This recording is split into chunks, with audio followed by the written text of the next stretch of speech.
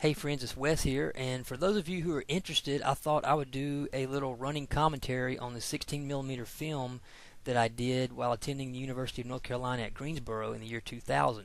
Now, if you haven't seen this film yet, you can watch it on my channel and then come back and check this commentary out. Also read the description for the plot, and and that'll sort of explain the origin of the German title and all that, because I don't have time to cover all that here with a little 9-minute film. I'm going to try to go through and cover as much as possible. This runs really quickly, and it's going to be hard for me to cram everything in here. So you guys bear with me, and I'll hopefully, if I don't cover something, you have some questions, you can leave it in the comment box, and I'll try to get back to you on it. But anyway, this was shot on campus at the UNCG Jackson Library, which was about a 10-story library. I got permission to film there, and we chose about 3 different weekends, I believe, to go there and shoot when it was not busy. And we chose the basement because it had this really metal, kind of creepy, old dungeness look. I did these credits in PowerPoint, edited them into the video. There's the library opening shot there, and we have Sean Parrott, who's our lead actor, walking up. Sean is now a stand-up comic in Nashville, which is really funny. But anyway, we dressed him in this old-style clothing.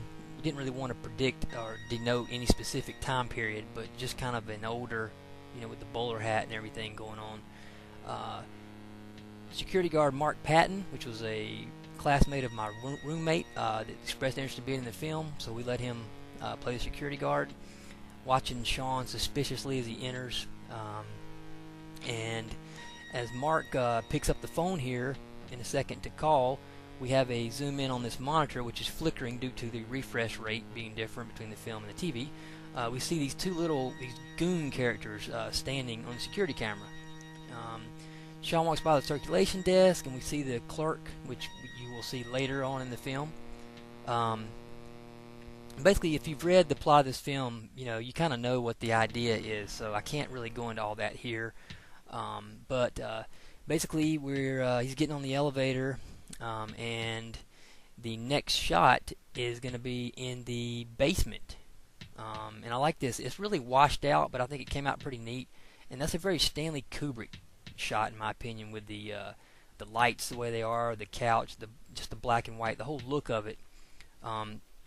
We had a dolly shot here, and I'm standing on like some type of book cart that they're rolling, and my roommate Jason was behind the door there to catch it when it opened up, because it wouldn't stay open.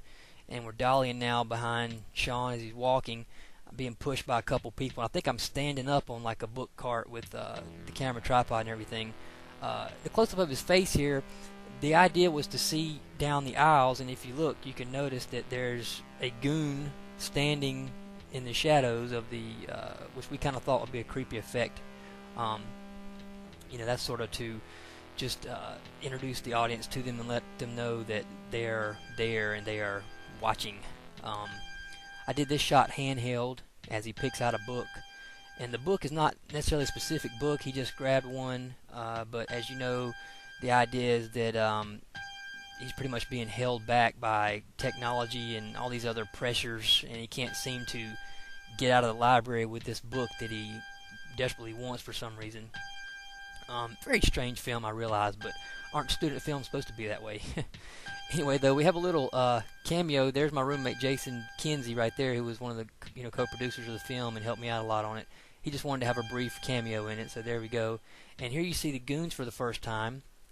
Jason Clark, the big one, and Brian McCall, the smaller guy. And Brian, this is the only spoken line, and I actually had him say rubber ducks are in the water, and I went in a sound program and flipped the sample around to make it sound kind of creepy.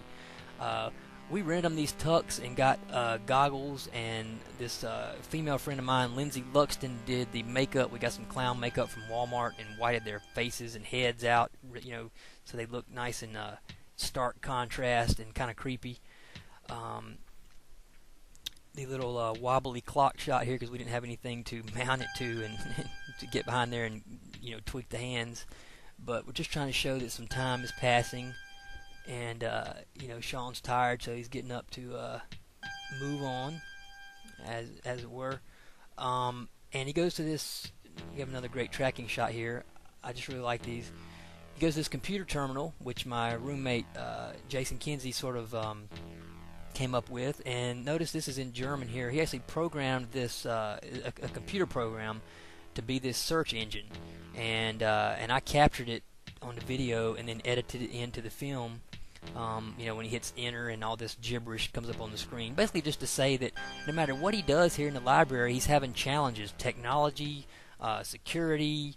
I mean, everything is just holding him back from doing what he needs to do. Which I'm assuming is just gain knowledge and information, and also, you know, get out of there with this book that he wants. The music sounds a lot like John Carpenter style, and I didn't intend on ripping that off. I actually played this on my keyboard as I watched the final edit of the film and recorded it. So yeah, folks, that's me actually playing it on my Casio keyboard that I had. So now we're gonna sort of, in an effort to build tension and you know, get into the more of a conflict here, he's gonna go up to a higher floor. He's on another floor now, probably I think about the 6th floor at the library. Little bird's eye shot there as he comes off the elevator. I tried to use a lot of different weird angles I could. I like this shot here where we see the two goons getting off the elevator. It's pretty neat. I shot them each individually and then both together and then cut it all, you know. So thought that was neat. They just come walking in, and Sean's unaware now of their presence as he browses for books here again. And this was a nice shot here. My friend Jason Beasley did the lighting and did a pretty good job with just like a little 3-point lighting kit.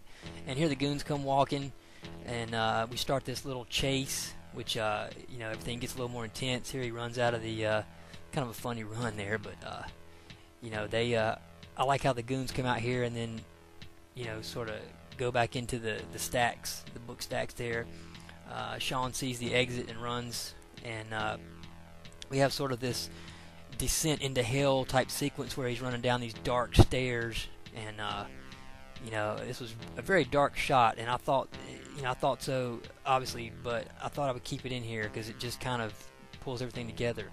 Shadows here are nice as he runs up to the book counter, tries to check this book out, and is denied so by the clerk there, Robert Grunner, who was another student. And the goon suddenly appears, Jason Clark there, and runs to the door. And, you know, let's just say no matter what, he's not going to get out of this library. Mark Patton, and they're all the security guard, the goons are there, everybody's there, and shot this whole sequence with them. It was my idea at the end here to have the camera, after showing each of their face, have the camera zoom in onto the goggle of Brian McCall there, and then black out. So kind of a interesting ending, I thought. But anyway, wow, that was quick, and I really couldn't cover everything. But I shot this on a Bolex camera. It was like a wind-up camera, and I had to load the film in this black bag because it couldn't be exposed to any light. And I had about a 3-minute reel of film, you know, for each. Or I mean, you can only get 3 minutes per reel of film. I think I shot about 20 minutes of film, or something like that, and then edited it down to a, you know, about a 9-minute film. Spent quite a bit of time editing. I did edit on VHS on a control track where you lay down a sort of time code and then go back over it. So I shot the film, had the film developed and transferred to VHS, or maybe I think it might even been Super VHS, and then spent quite a bit of time in the editing bay trying to pull everything all together. And these actors were great. I didn't pay them anything, you know, gave them McDonald's for lunch and things like that. And we probably spent, I don't know how many hours. I'm trying to think how many hours we actually spent filming this. Pretty much close to a full day, I guess 8 to 5 on several different weekends. About 2 or 3 different weekends in the library. But anyway, I got a good grade on it, and it was mostly just for student thing, and it was fun. So, wow, it's hard to comment on this. Because everything's so fast, you know, it's really a quick film. But anyway, hopefully you guys know something about this now, and if you have any other questions, just send me a message.